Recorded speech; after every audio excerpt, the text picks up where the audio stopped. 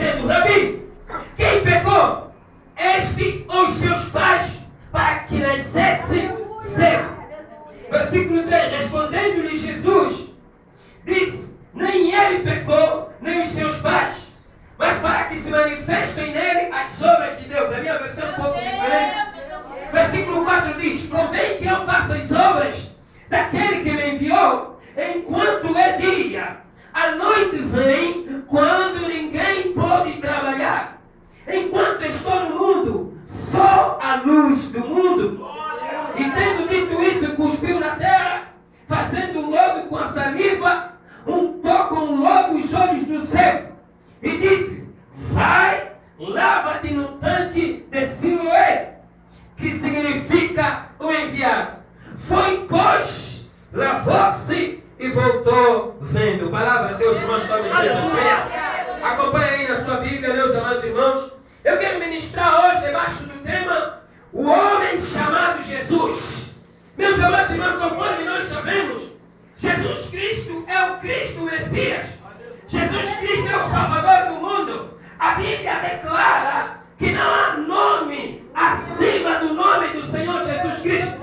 A Bíblia diz que Jesus, ele se fez homem, largou a sua glória, deixou o seu trono, deixou o seu poder lá nos céus, deixou aquela vida que tinha lá nos céus. Ele fez-se carne, fez-se homem, e achado na forma de homem, diz a palavra de Deus, que ele se humilhou. Se humilhou por quê? Porque ele renunciou ao seu poder, renunciou à sua autoridade e à sua divindade nos céus. Porque a Bíblia diz que ele veio 100% homem e 100% Deus. E quando ele se humilha, porque ele se humilha e morre na cruz, diz Filipenses capítulo 2, que nenhum nome foi dado acima do nome de Jesus Cristo. E eu estou ministrando debaixo do tema: o homem chamado Jesus. O homem chamado Jesus não é nada mais, nada menos do que o Cristo Messias. O nome Jesus significa Salvador. Em hebraico derivado tem o mesmo derivamento de Josué, porque é um nome grego que significa Salvador. Ora vejam, a Bíblia declara que não há outro nome a qual você e eu devemos ser salvos. Jesus Cristo é o caminho, a verdade e a vida. E ninguém vai ao Pai senão por Ele. Jesus Cristo é o único que pode libertar. Ele é o único que pode transformar. Ele é o único que pode abrir porta onde o homem não pode abrir. A Bíblia não importa o que é que o homem declarou, o que é que o homem falou, o que é que o médico falou. Jesus, ele tem a última palavra na tua vida. Ele está acima de todos os deuses. Ele está acima das circunstâncias, acima do problema. E nesse texto que nós acabamos de ler, irmãos, nós vemos Jesus dentro do templo. E Jesus disputava com os sacerdotes, disputava com os fariseus. Ele se apresenta e ele diz: olha, eu sou a luz do mundo. Antes que Abraão fosse, eu já era. Os sacerdotes e fariseus olharam para Jesus e disseram: nem 50 anos você tem, e você diz que antes que Abraão nascesse, você já era. O que Jesus queria dizer com isso?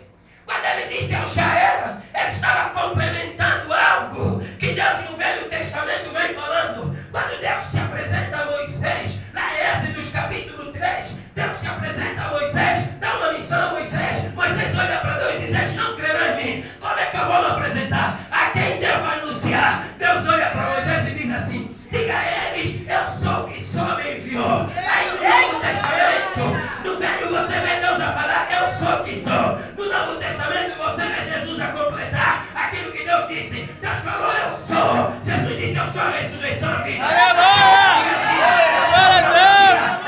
que crê em mim, ainda que esteja morto, viverá.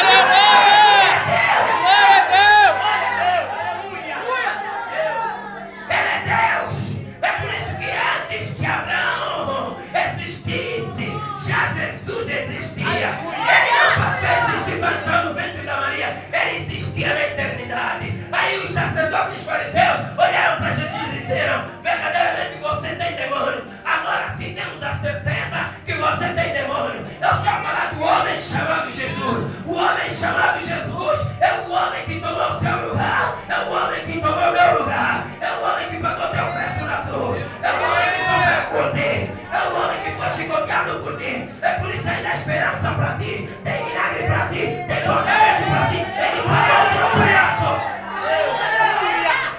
Agora você vê Jesus andando e a Bíblia diz que no versículo aqui, no primeiro versículo, e passando Jesus viu um homem cego.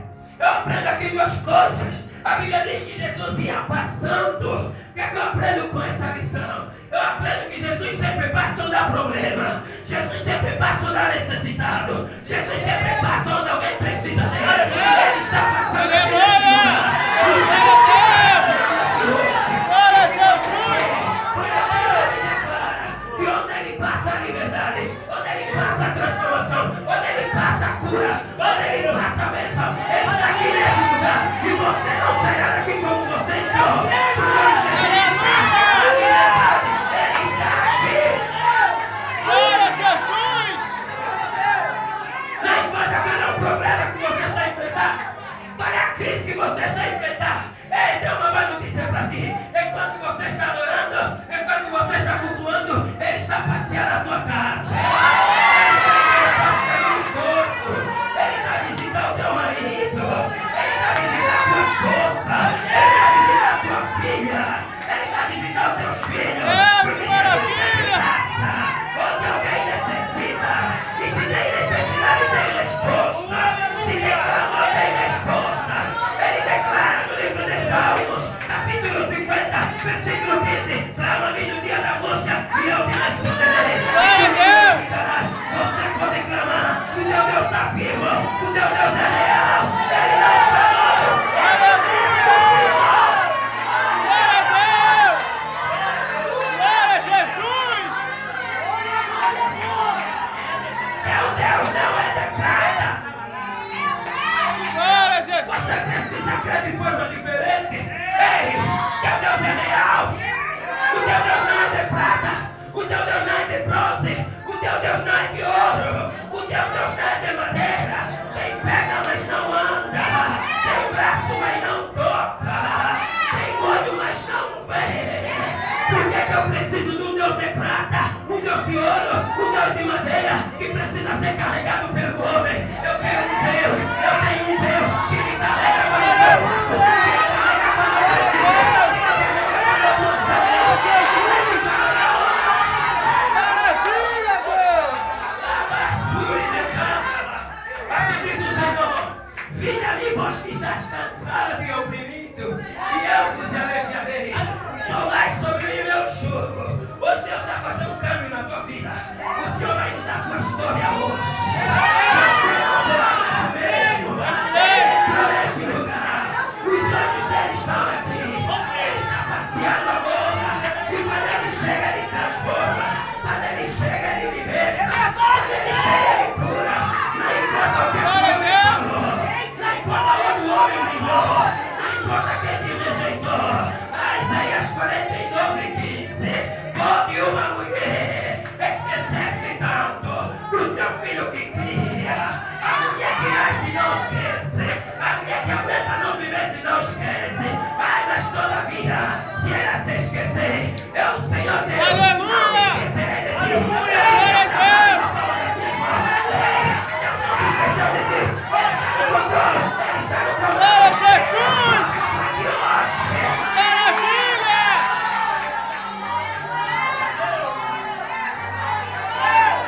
Deus, maravilha, Jesus! Presta atenção, que agora eu começo a pregar.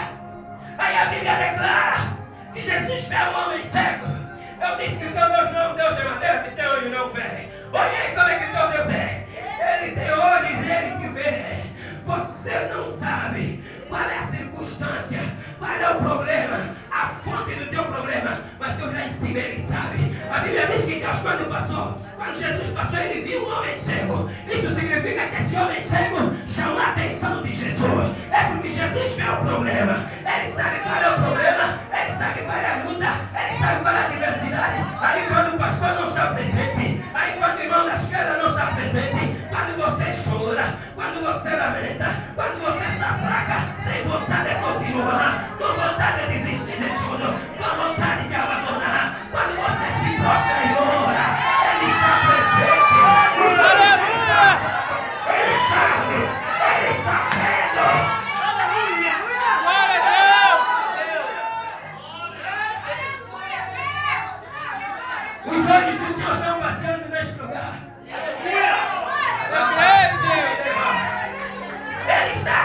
nesta noite.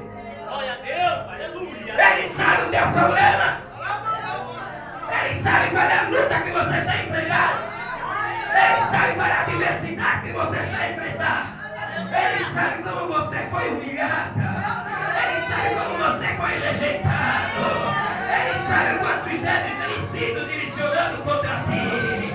Ele sabe quais as pessoas que se juntaram para te combater. Ele sabe como é que está o teu coração. Ele está aqui hoje. Ele não só está passeando, mas como ele está vendo o teu problema. Eu creio, Jesus. Deus de maravilha. Aleluia. E aí Jesus vê um homem cego, que tipifica teologicamente o estado atual do mundo. Como o mundo é cego. Por quê? Porque está sujeito ao pecado. E a Bíblia diz que quando Jesus vê esse homem cego, os seus discípulos se aproximam e dizem: mestre, quem pecou? Este aos seus pais, para que ele nascesse cego. Sabe por que os discípulos falaram isso ao Senhor Jesus? É porque, de acordo com a cultura judaica, de acordo com a tradição hebraica, eles tinham recebido a influência da Índia, conhecida até então como a Ásia. E a influência da Índia, havia uma tradição na Índia que dizia que quando uma criança nascesse cego, quando uma criança nascesse manca, quando uma criança nascesse paralítica, ou é a consequência do pecado dele, ou a consequência do pecado dos seus pais. Essa tradição da Ásia dizia que criam em reencarnação, ou seja, numa determinada vida, o homem vive como Vinícius. E quando o homem vive como Vinícius, porque o problema, eles olham para Jesus e dizem: quem pecou? Para que ele nascesse cego. Ou seja, a cegueira era vista como um pecado cometido numa vida anterior de cobiça. Um homem cobiçava a sua mãe, um homem cobiçava sexualmente outra mulher. E quando ele vivia como Vinícius, ele cobiça a sua mãe, ele violenta a sua mãe, ele cobiça a mulher alheia, ele violenta a mulher alheia, aí ele morre. Só que ele vem nascer numa outra vida, segundo essa tradição, não como Vinícius, mas como Nelson. Aí, como Vinícius cometeu o pecado de cobiça, o Nelson nascesse cego como consequência do pecado do Vinícius. Quem entendeu? Aleluia. Glória a Deus. Aí, quando esses homens olham para Jesus, eles: quem pecou? Já queriam trazer uma culpa. Muitas vezes, quando nós passamos por tribulações, quando nós passamos por angústia, as pessoas nos acusam. Glória a Deus. Passa por determinado problema, as pessoas já querem levantar nome, já querem dizer que você é a Sara, já querem falar que você chama um nome, irmãos. E não foi diferente. Eu não sei quem está te caluniando, eu não sei quem está te acusando, eu não sei quem se levantou contra ti, mas a Bíblia declara: podem se levantar contra ti, mas não serão por mim. Quem se levantar contra ti, por amor a ti, cairá por terra. Aleluia. Glória a Deus. Aí Jesus olha para os discípulos e diz: vocês ainda não aprenderam a lição de Jó? Nem mas estudarem a história de Jó, viram que Jó era reto, Jó era temente a Deus, Jó desviava-se do mal, e mesmo assim o mal chegou até Jó. Isso significava que muitas vezes o problema, a adversidade, não é consequência do pecado. E não importa qual é a situação que você está passando, talvez Deus está provando o teu coração. Aleluia! Para você ser aprovado, primeiro tem que vir a aprovação. Não há aprovação sem prova. Aleluia! Então não procure questionar. Tem pessoas que querem abandonar o caminho. Tem pessoas que querem desistir. Ah, desde que me converti, parece que as coisas pioraram na minha vida. Antes de me converter, eu tinha mais dinheiro. Antes de me converter, eu era mais feliz. Agora me converti, sirvo a Deus. Esse é o problema. Essa é a situação. Quando eu me converti, o marido virou, o marido mudou, o filho foi para as drogas, a filha foi para a prostituição. Ei, aguenta firme, ele está no controle. Ele sabe. Aleluia! Glória a Deus. Jesus olha para os discípulos e diz: nem ele pecou, nem os seus pais pecaram. Jesus não queria dizer com isso que aquele homem não tinha pecado. Em uma parte da Bíblia ele afirma que aquele homem era santo. Ele estava apenas dizer que o problema que esse homem está vivendo não tem nada a ver com o pecado. Aí ele fala a melhor palavra que me agrada aqui: mas essa doença, essa cegueira, não é para vergonha dele, é para que o nome daquele que Aleluia! Glória a Deus!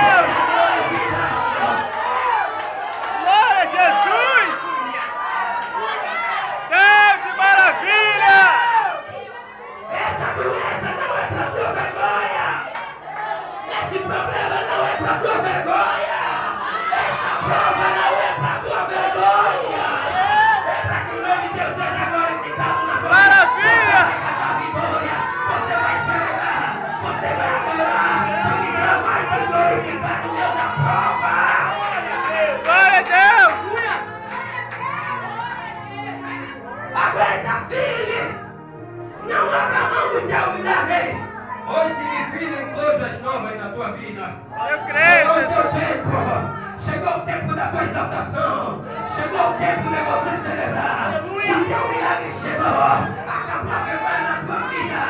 Acabou a escada na tua vida. Porque Deus está presente. Ele está no controle. Glória a Deus. Sabe de uma coisa? Ele tem poder sobre os fenômenos que provocam circunstâncias na tua vida. Só me lembrando uma passagem em que Jesus e os discípulos estão no barco.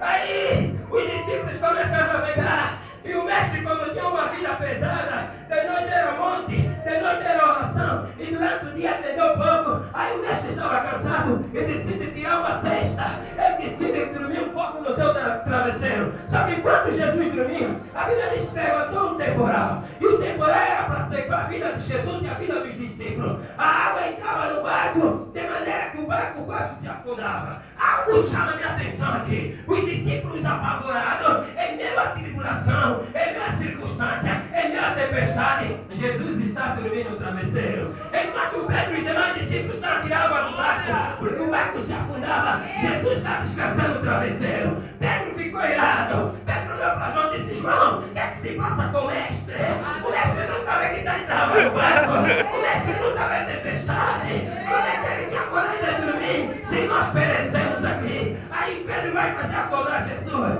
Jesus acorda, olha para Pedro e ele diz assim: Pedro, essa tempestade não tem poder sobre a minha vida.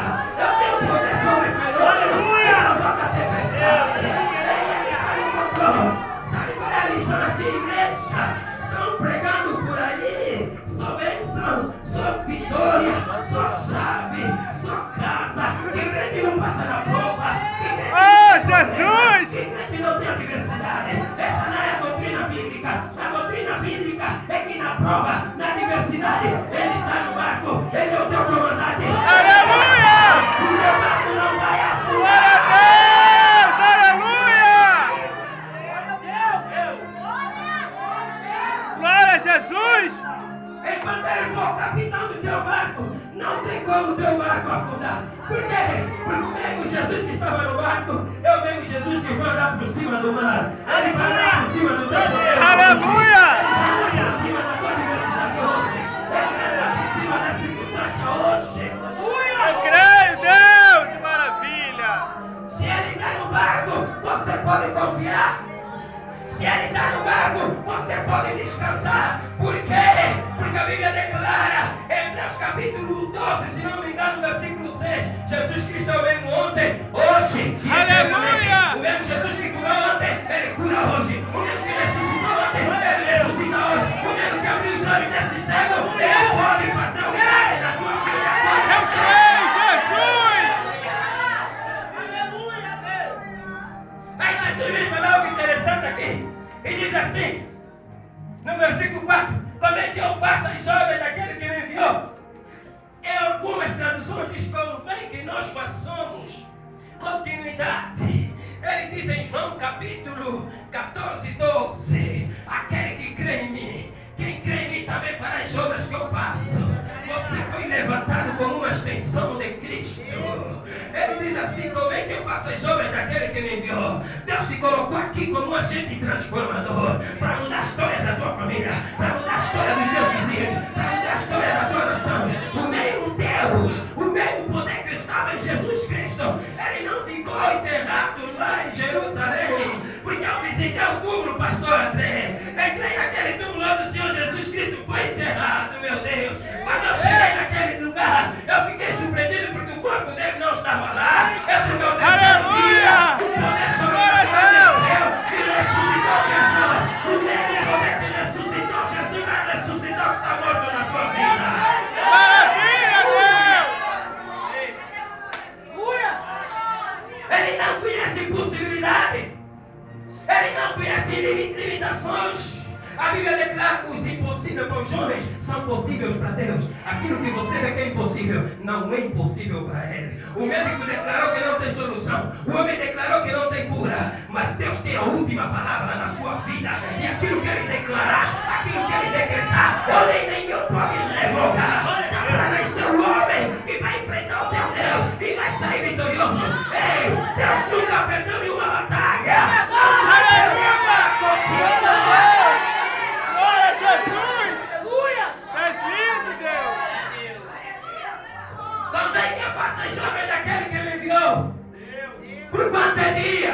Quando ele fala por quanto tempo, está falando de quê? Está falando do seu ministério na terra. Enquanto eu estou vivo, eu tenho que fazer a obra daquele que me enviou. Porquanto a noite vem em que ninguém pode trabalhar. A noite fala do fim da sua vida. A noite fala da crucificação. Da hora em que ele havia de morrer para resgatar o homem.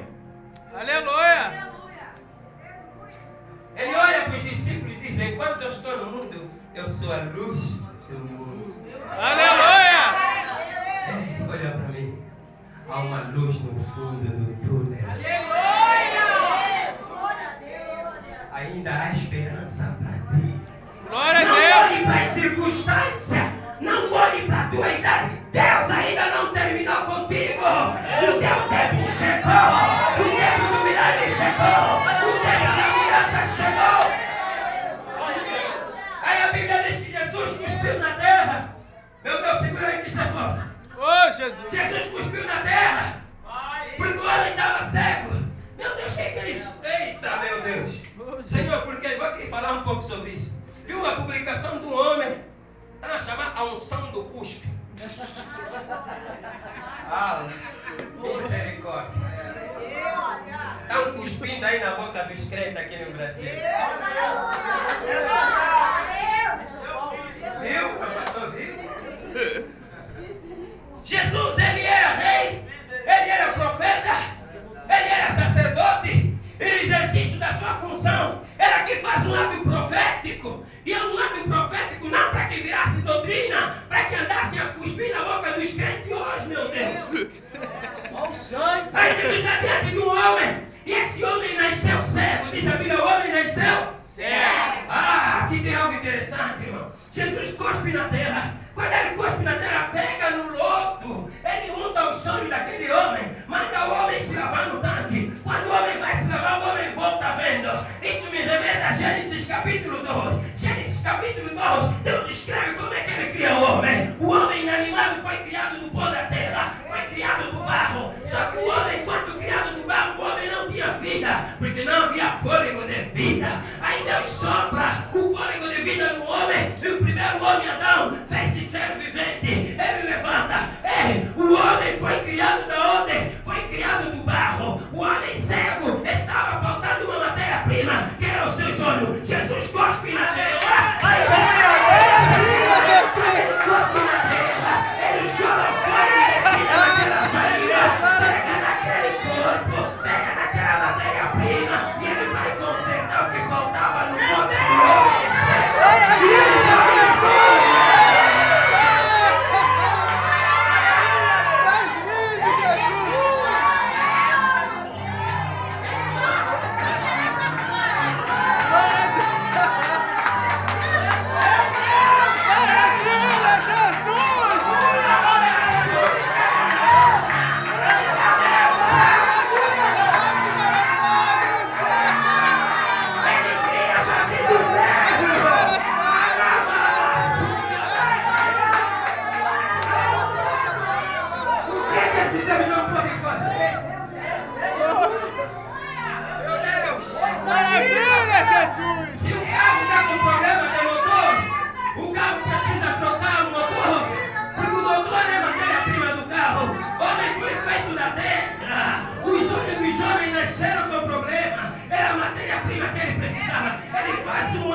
Simplesmente vai buscar o original. O mesmo Deus que criou olho onde não havia olho. Ele pode criar vida onde não há vida. Ele pode criar coração onde não há coração. Ele pode criar filho onde não há filho. Ele pode libertar porque ele tem poder. Aleluia! És lindo, Jesus! Ele volta o original. Agora o mesmo Deus que criou o olho desse homem, ele vai fazer na tua vida. Eu creio, Jesus! Pastor, eu operei e não posso fazer filho. Pastor, teve que tirar o rim. Ele criou o olho do nada, vai criar na sua vida. Aleluia! Tem pessoas aqui hoje que vão ser curadas do problema na tua vida. Eu creio, Jesus! Quem vai curar? Eu tenho que terminar por causa do tempo. Aí, há um mistério. Fica à vontade. Quando ele cospe, manda o homem se lavar. Olha aí o mistério, amado Vinícius. Aonde é que Jesus manda o homem se lavar? E o que significa esse tanque?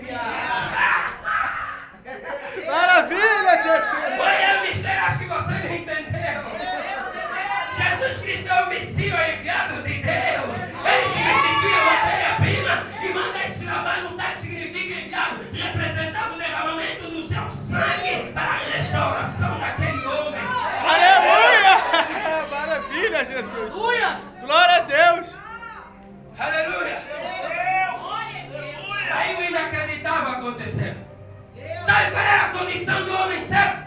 O homem cego era um homem desprezado.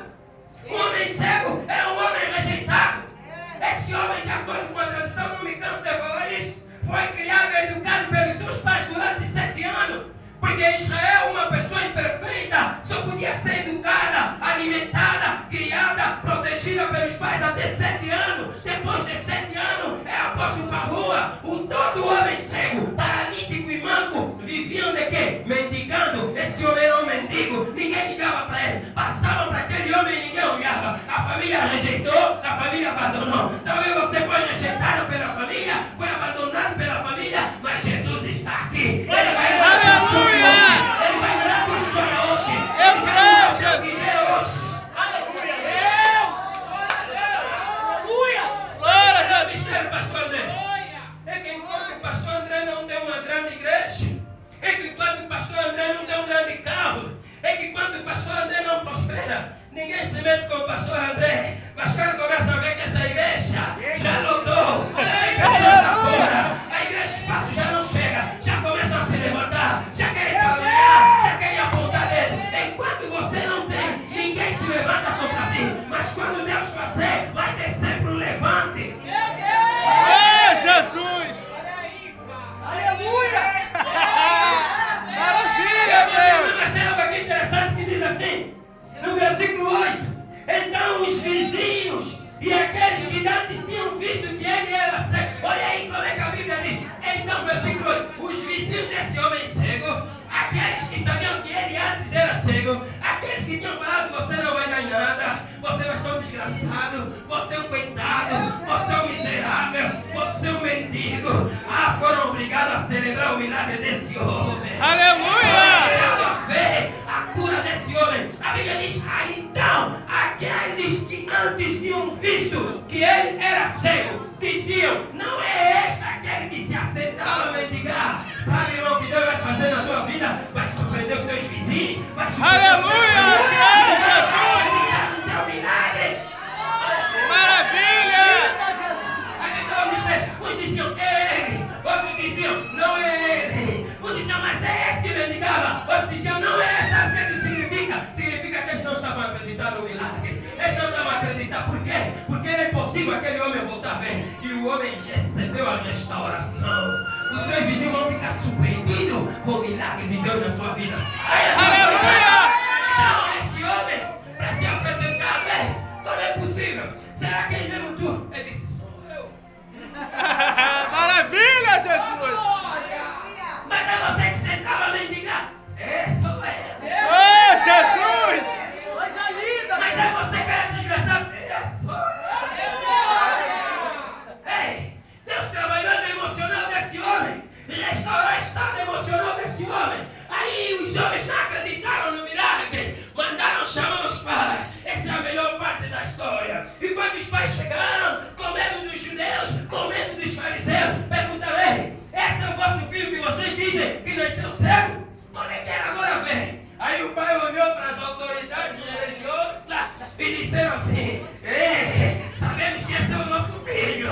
Agora esse negócio de como é que ele veio também não sei. Pergunte a ele que ele tem idade. Meu Deus, que negócio é esse? Nem o pai estava acreditando no milagre. Aleluia! É, Jesus! Maravilha, Deus! Ali com ele tem boca. E aí eu vejo a autoridade que esse homem tem. Esse homem não se deixa intimidar em nenhum momento. Aí ele é questionado. Ele já vos disse, já vos falei como é que ele curou, como é que ele me restaurou. Vocês também querem? Aleluia! Oh, Jesus! Glória a Deus! Olha para ele e disse assim: ei, esse homem tem demônio. Por quê? Porque ele antes acusava que Jesus expulsava demônio por Beelzebul. Esse homem tem demônio. Ele chega à autoridade e diz: se tem demônio eu não sei. Só sei que antes eu era cego. Aleluia!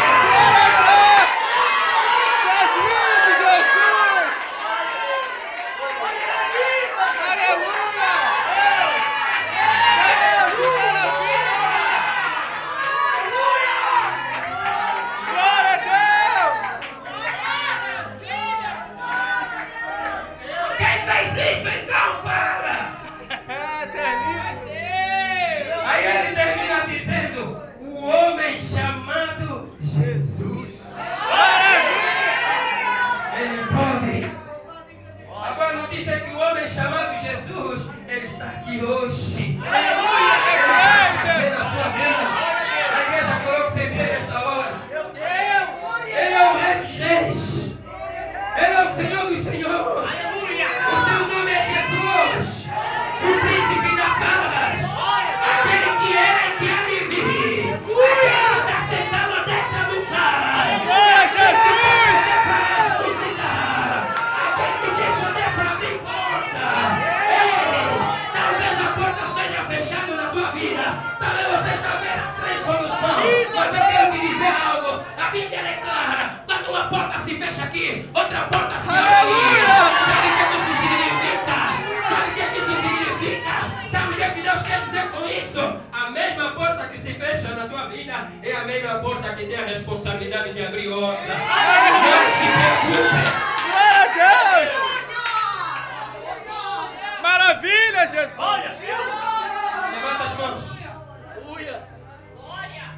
Deus de Tem aqui maravilha! duas mulheres e um homem com problema na coluna. E talvez mais, Deus começou com esse número. Você sofre com dor de coluna, levanta as suas mãos no instante mesmo. Vem aqui à frente que eu oro por você. O Senhor manda administrar, tem estado administrando. Dor de coluna. Ei, irmão, talvez você não sabe. Talvez você não conheça. Deus! Só sabe como é terrível essa dor quem já passou por ela. Muitos têm que operar. Muitos têm que pôr parafuso, como se diz agora.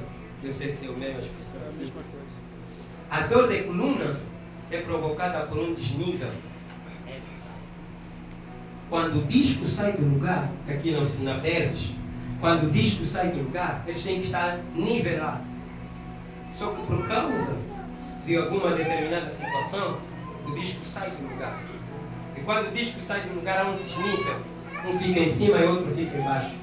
Isso provoca uma dor de coluna na pelvis. E muitas das vezes o sinal que indica que você sofre ou o tamanho da tua dor é que quando o disco sai do lugar, porque ela baixa, ela dá a impressão que encurta um braço. Um dos braços, eu já vou aqui transmitir para vocês. Aprenda mesmo em casa que você sozinho pode fazer isso, porque você tem autoridade.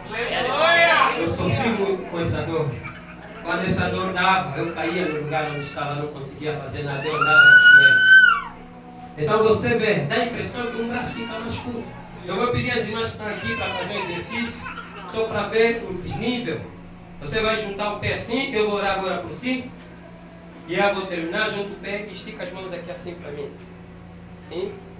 Abra as mãos assim. Só quem sofre de dor de coluna, estica para mim. Fechou o pé? Junta bem o pé mesmo. Junta bem. Estica as mãos o máximo que puder. Fecha. Olha aí, vem para aqui. Pronto. Eu já não tenho tempo para orar para todo mundo. Vem para aqui, não larga as mãos. O pastor está bem? Está bem?